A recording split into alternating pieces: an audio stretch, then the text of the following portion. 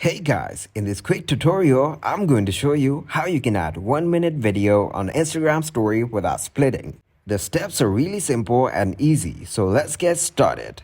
First of all, open your Play Store, and after that, search and go to Instagram.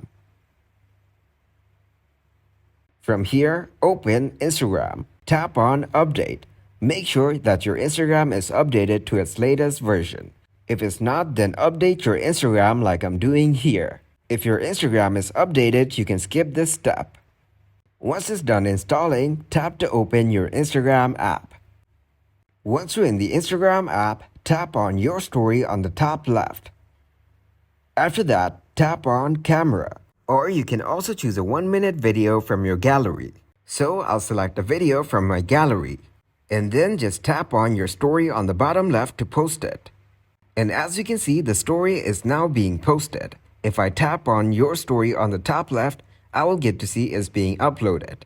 So that is how to add 1-minute video on Instagram story without splitting.